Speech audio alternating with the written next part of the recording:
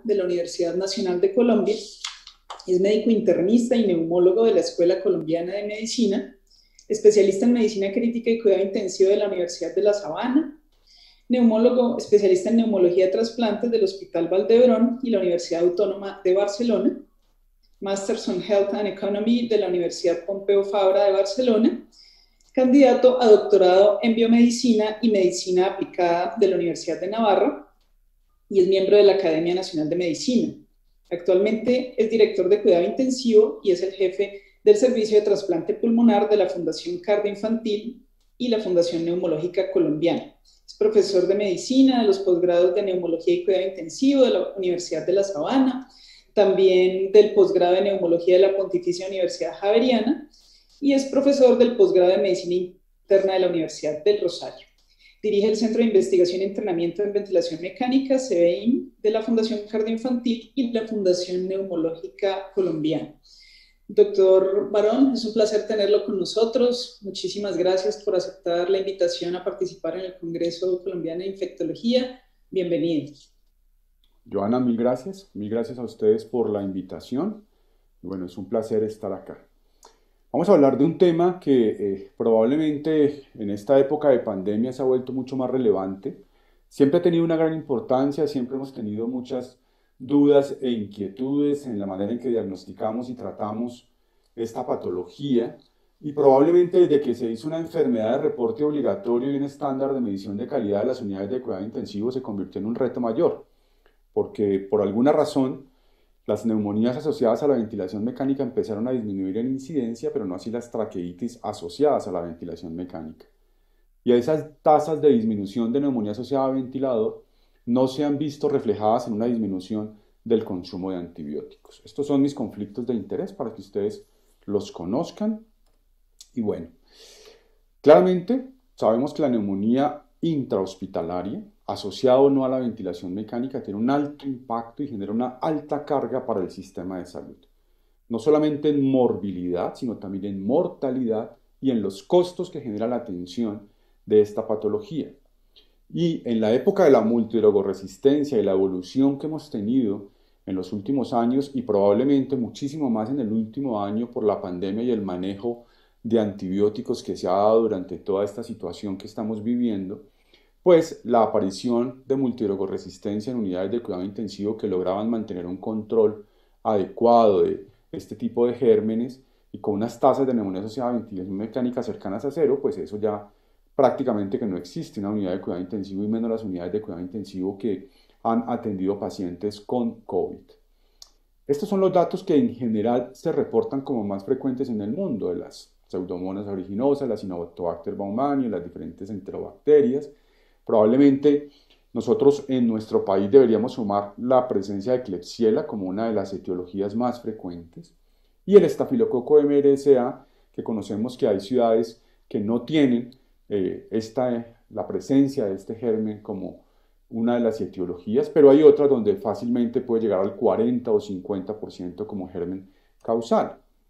Y cuando vamos a revisar cómo abordamos nosotros los diagnósticos de neumonía asociada a la ventilación mecánica, pues nos encontramos en problemas, porque esta es la definición actual de la ICSA: infiltrados pulmonares nuevos con síntomas clínicos como fiebre, cambios en la expectoración para que se vuelva purulenta, la presencia de respuesta inflamatoria con leucocitosis y el compromiso en la oxigenación. Si uno ve los infiltrados pulmonares nuevos, pues en el cuidado intensivo es muy fácil que aparezcan nuevos infiltrados. Probablemente más de la mitad de nuestros pacientes, o por sobrecarga de volumen o por presencia de derrames pleurales, pueden tener algún tipo de modificación en las radiografías que venimos manejando. Y si a eso le sumamos la aparición de fiebre, pues también puede ser multifactorial y los cambios en las secreciones se presentan en casi todos los pacientes. Probablemente esa disminución en la oxigenación se vuelve un factor muy relevante cuando hablamos de neumonía asociada a la ventilación mecánica, porque pocos pacientes, si fuésemos muy puristas en la definición, en la manera fisiopatológica como se produce la neumonía, podrían tener una neumonía sin comprometer los índices de oxigenación. Entonces, probablemente ese es un factor que se vuelve muy relevante. Y el otro componente de las definiciones, pues es el tiempo, ¿no? 48 horas, ese 48 horas es un tiempo que cuando se revisan los estudios y se dice de dónde vienen las 48 horas, realmente el paciente tarda 48 horas en modificar su flora del tracto respiratorio para poder nosotros definir que a partir de ese momento las infecciones ya no van a ser parte de los gérmenes que el paciente traía a la comunidad, sino que es de la institución hospitalaria, pues es un número un poco arbitrario, pero bueno, es la definición que tenemos. Ahora, claramente y aún en nuestro país, el impacto que tiene que un paciente haga neumonía intrahospitalaria asociada no a la ventilación mecánica es muy relevante. Miren que de los pacientes prepandemia que llegaban a las unidades de cuidado intensivo, probablemente alrededor del 60 a 65% de los pacientes que ingresaban eran por neumonías, o mejor, por disfunción pulmonar moderada o severa, SDRA, secundaria a una neumonía intrahospitalaria. Es decir, que es realmente un impacto muy relevante. Ahora, con estas variaciones un poco en los estándares y mediciones de calidad, el diagnóstico de neumonía asociada a ventilación mecánica se volvió complejo. Y si ustedes revisan los datos, tanto de Bogotá como del resto del país, las tasas de neumonía asociada a ventilación mecánica que se mantenían alrededor de 12 a 15 por 1000 días de ventilación mecánica de manera global, reconociendo que hay instituciones que están cercanas al cero. Recordemos que neumonía cero no es cero, neumonía cero es una tasa menor a 2 por 1000 días de ventilación mecánica o 1000 días ventilado. Esas tasas empezaron a disminuir, pero el diagnóstico de traqueitis asociada a la ventilación mecánica empezó a incrementarse de manera muy importante. Y cuando hacemos una comparación, tanto en datos demográficos como comorbilidad, severidad y desenlace, no encontramos diferencias. Como si pareciera que estamos poniéndole diagnóstico de traqueitis asociada a la ventilación mecánica a muchas neumonías, en parte podría ser para no tener que estar sometiéndonos a la rigurosidad de los diferentes reportes o porque no hacemos los estudios adecuados para llegar al diagnóstico de neumonía.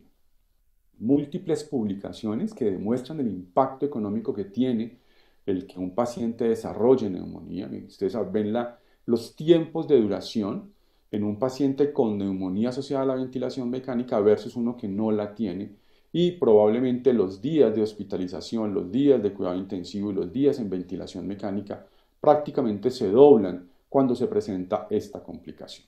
Entonces, cuando yo tengo un paciente con sospecha de neumonía intrahospitalaria o sospecha de neumonía asociada a la ventilación, esto es de una manera muy general y grosera. ¿Cómo hacemos el abordaje? Porque lo primero que pensamos es, bueno, tenemos la sospecha clínica y probablemente en eso tomamos los datos que mostré en la diapositiva inicial de la definición de la ICSA. Está el paciente cambiando su radiografía, la expectoración o las secreciones orotraqueales y hay compromiso o no en la oxigenación.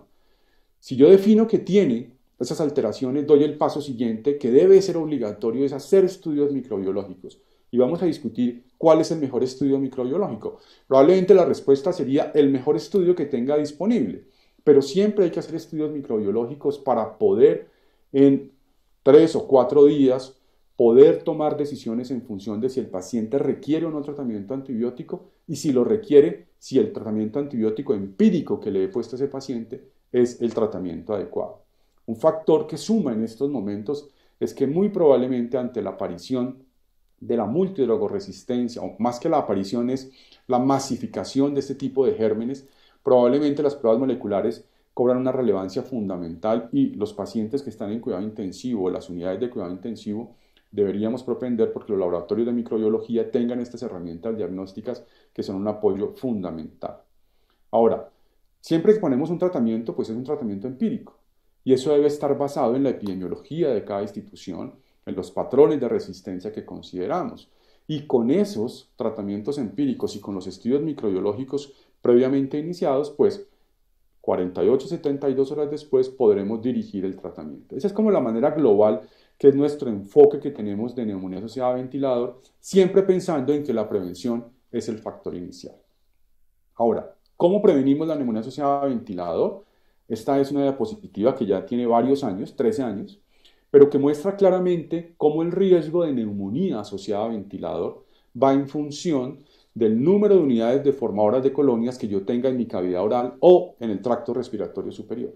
En la medida que esa carga bacteriana sea mayor, el riesgo de que yo pueda desarrollar una infección respiratoria, alta o baja, traqueitis o neumonía, también va a ser mayor. Por lo tanto, las medidas de prevención en gran parte están enfocadas a disminuir esa carga bacteriana o a evitar esa colonización por esas altas cargas bacterianas o a producir las microaspiraciones. Porque esto es lo que vemos y esto es lo que pasa habitualmente. Por el paciente tener un pobre cuidado oral, tal vez ustedes recuerdan una publicación de hace un par de años, tal vez ya 3 años, en la cual se demostraba que la primera vez que le lavaban la boca a un paciente intubado era 48 a 72 horas después de que había ingresado a la unidad de cuidado intensivo. Una intervención muy barata, pero que se requiere tenerla estandarizada y que las personas culturalmente, quienes trabajamos en cuidado intensivo, sepamos que eso tiene impacto. Obviamente los protocolos de sedación, los protocolos de diagnóstico temprano y manejo del delirio también se vuelven fundamentales y la participación como parte del grupo de trabajo de terapia respiratoria o fisioterapia se vuelven también claves. ¿Para qué? Para que el paciente no evolucione a una neumonía intrahospitalaria o a una neumonía asociada o no a la ventilación cuando el paciente está en cuidado intensivo. Y aquí otro dato que es muy importante y que probablemente desde el 2018 ha venido ganando relevancia y es, no podemos olvidar que los pacientes que peor desenlace tienen son los pacientes que tienen neumonía intrahospitalaria, no neumonía asociada a ventilador, sino neumonía intrahospitalaria y que ese paciente termina ventilado días después. Ese es el paciente que tiene más riesgo. Y hay herramientas tecnológicas como la succión y ahora en la pandemia que se abrieron tantos espacios de cuidado intensivo en áreas donde logísticamente no estaban preparados para eso. Equipos de succión portátiles hoy en día son muy buenos, de muy buena tecnología y que nos permiten garantizar estas intervenciones en esos escenarios que no han sido diseñados específicamente para UCI, pero que la situación de pandemia nos ha llevado a tener que utilizarlos. Esta es una publicación del año 2002, en la cual se hacía un resumen de la evidencia disponible en ese momento. Elevación de la cabecera, pausa en la sedación, profilaxis de úlcera péptica, programa de higiene bucal, limpieza del equipo, no cambiar circuitos del ventilador de manera rutinaria, sino solamente cuando estaba indicado, cuando visualmente se veía que probablemente estaba ya contaminado o sucio, lavarse las manos, el drenaje de succión subglóticas, prevenir la colonización orofaringea y evitar la diseminación hematógena. 2002 y ahora 2020. ¿Qué ha cambiado? En esas recomendaciones, elevar la cabecera de la cama sigue siendo igual. Miren que tiene bajas tasas, primero de adherencia, y el impacto, por lo menos la evidencia no es muy clara en demostrarlo. Tubos endotraqueales, ya sean esos tubos recubiertos de plata con succión continua. Esos tubos también han tenido cierta limitación en mostrar su utilidad y probablemente en este tipo de intervenciones ya nos apoyamos en los estudios farmacoeconómicos que muestran que si una unidad tiene más de 4 por 1000 días de ventilación, la tasa de neumonía asociada a ventilador, podría ser útil utilizar este tipo de tecnología. El lavado o de la boca o el lavado oral o la limpieza oral con clorhexidina, estudios hechos inicialmente en pacientes cardiovasculares, después se masificaron en todas las unidades de cuidado intensivo y en los últimos años nuevamente un alto y oye, ¿será que sí lo necesitan? ¿Será que realmente tiene impacto en la colonización y no puedes favorecer que otro tipo de gérmenes lleguen? La decontaminación digestiva, darle antibióticos al paciente para prevenir o disminuir la colonización, probablemente en nuestro país no lo hacemos, pero hay países donde lo hacen, hay guías que les voy a mostrar en las cuales se recomienda de manera fuerte utilizar este tipo de intervención. Y el último punto, que es los bundles de prevención de neumonía asociada a ventilador. Yo creo que esto refleja muy bien lo que es la medicina y lo que debe ser la medicina hoy en día, y es el trabajo colaborativo y de diversas intervenciones sumándose para que esos programas realmente tengan impacto. Miren, una de las tantas publicaciones que hay sobre prevención, sobre bundles de neumonía, los mandatos 7 medidas básicas, que es prácticamente lo que hemos hablado, pero más allá de eso veamos en la parte derecha las 3 medidas que son muy recomendadas: decontaminación selectiva, aspiración continua de secreciones subglóticas y cursos cortos de antibiótico 2 o 3 dosis para disminuir la carga bacteriana. Una vez más, es contradictoria la literatura, contradictoria la evidencia y se hace necesario ser muy crítico cuando hacemos la revisión de estos temas para poder tomar decisiones en cada una de las instituciones, porque ¿cuál es el impacto que puede tener en resistencia esas 3 recomendaciones, específicamente la primera y la tercera, que habla del uso de antibióticos o de antimicóticos específicos para disminuir el riesgo. Ahora, cuando pasamos a otra fase que puede ser contradictoria es el diagnóstico. Entonces, ¿mejor le hago un aspirado traqueal o mejor un lavado broncoalveolar? ¿Qué dice la literatura? Entonces, cuando yo hablo de un aspirado traqueal, pues obviamente el costo, si vemos solamente la muestra, puede ser menor. Es muy fácil tomarlo, pocos eventos adversos y una guía tan fuerte como ATS-ICSA lo recomienda como la terapia o la intervención estándar en el estudio microbiológico. En las invasivas, el riesgo de contaminación es menor, probablemente la especificidad del germen que aíslo es mayor y por lo tanto el consumo de antibióticos va a ser menor. Y también está recomendado por una guía que es la RS-ALAT del 2017. Vean, dos posiciones que dan recomendaciones diferentes.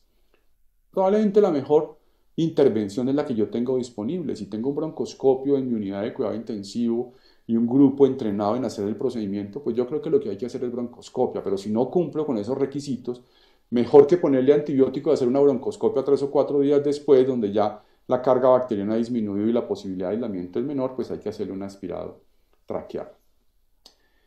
Cuando tratamos de profundizar y de ver de todos estos factores que hemos hablado o mencionado sobre realmente cuál de estos factores es el que mejor especificidad o sensibilidad puede tener para hacer un diagnóstico de neumonía asociada a la ventilación mecánica, vean ustedes aquí en sensibilidad, especificidad y los intervalos de confianza que se tienen, de lo que clásicamente consideramos.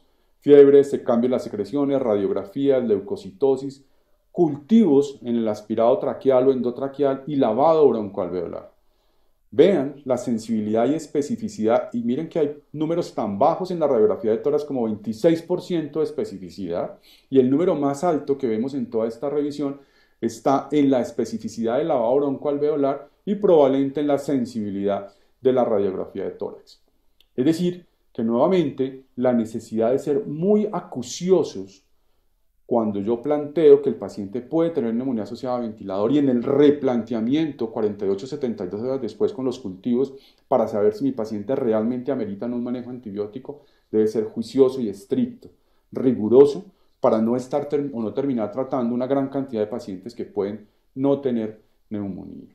Ahora, cuando yo combino estos factores, que es lo que estoy mencionando, vemos cómo los números suben, no de una manera dramática, pero de una manera muy importante. Por ejemplo, radiografía de tórax más leucocitosis, fiebre y secreciones purulentas. Ya la especificidad se va al 91%. Esa suma de factores es probablemente lo que nos lleva a tener unos mejores diagnósticos. Ahora, si comparamos, teniendo en cuenta el lavado broncoalveolar como el gol estándar, la presencia de radiografía, de alteraciones radiológicas, de cambios en las secreciones o del famoso CEPIS que en muchas partes se recomienda pero que pocos lo llevamos con rigurosidad, pues ustedes ven aquí los datos y miren si el gol estándar fuera lavado broncoalveolar, miren los porcentajes de sensibilidad o especificidad. Realmente, especialmente en especificidad, son muy bajos, nuevamente teniendo la necesidad de sumar factores. ¿Qué sabemos de lo que hablábamos en la fase inicial de si realmente la neumonía intrahospitalaria que termina en la unidad de cuidado intensivo con el paciente ventilado o el paciente que está en UCI que hace neumonía y no está ventilado y terminamos ventilándolo, miren el impacto y las diferencias que hay en mortalidad. Claramente, ese paciente es el que tiene un peor desenlace y eso también nos lleva a ser muy juiciosos y probablemente estábamos muy focalizados en ser rigurosos en un manejo temprano antibiótico para el paciente con sospecha de neumonía asociada a la ventilación mecánica y estudios microbiológicos. Pero ese paciente que no está ventilado, la agresividad con que asumíamos ese manejo y especialmente el diagnóstico no era por lo menos comparable. ¿Y eso en qué se paga? En mortalidad. ¿De acuerdo?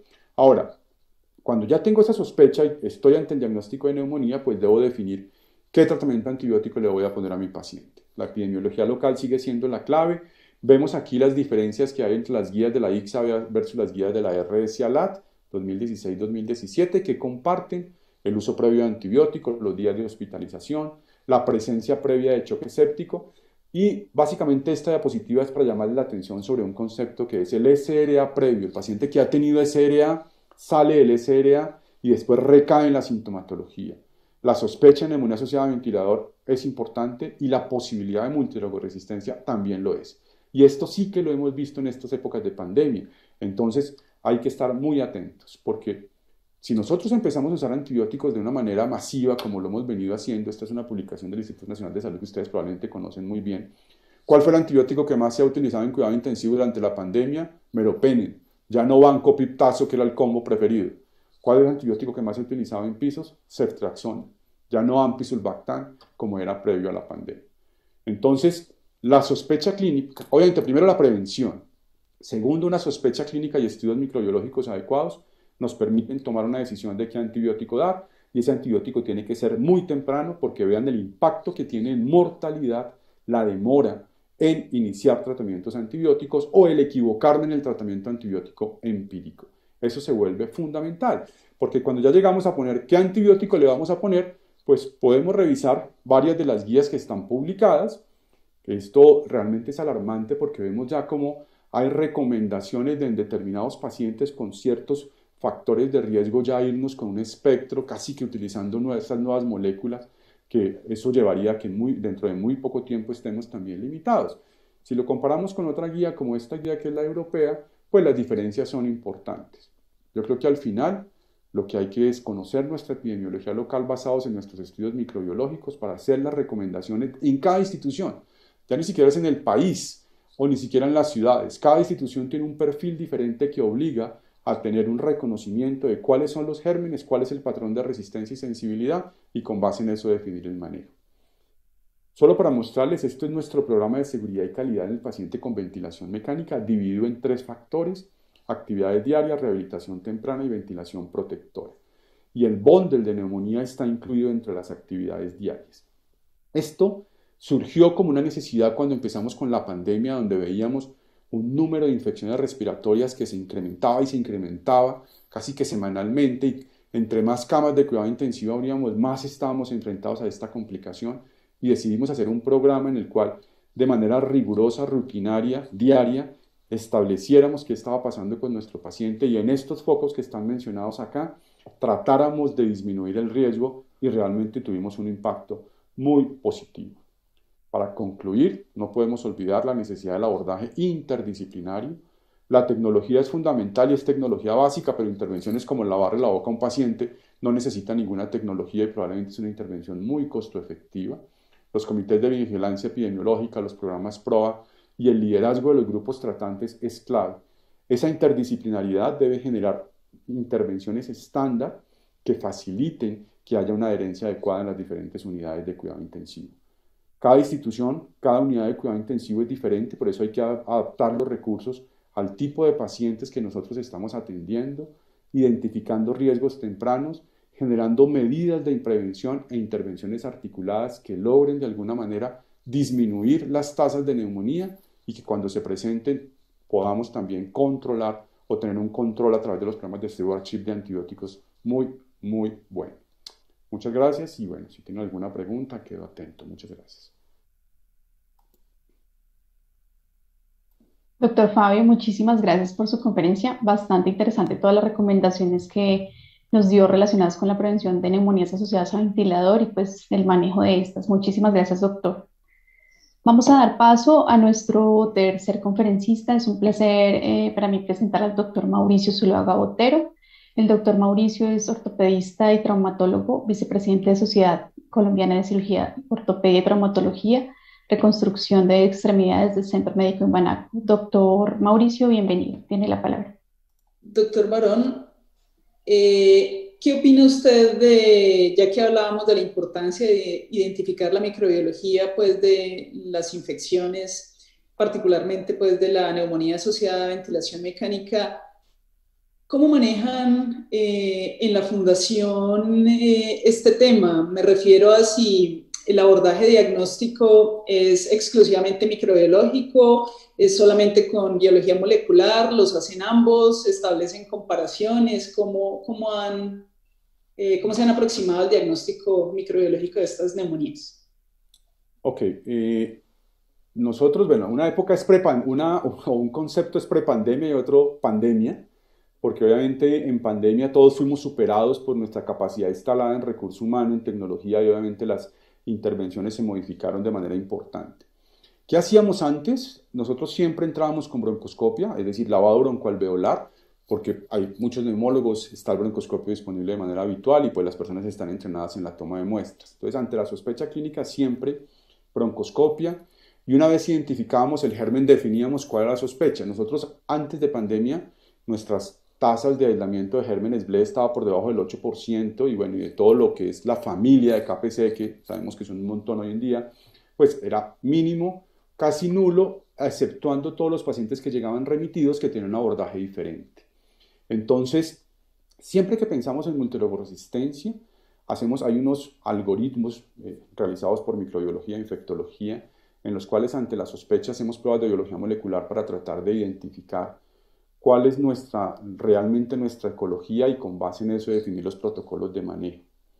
Los pacientes remitidos, de entrada, le hacemos pruebas de aislamiento preventivo y cultivos, secreción orotraqueal, secreción rectal, aspirado o si viene intubado, aspirado traqueal, no le hacemos broncoscopia sino aspirado traqueal ante la no sospecha, identificamos por qué germen viene colonizado.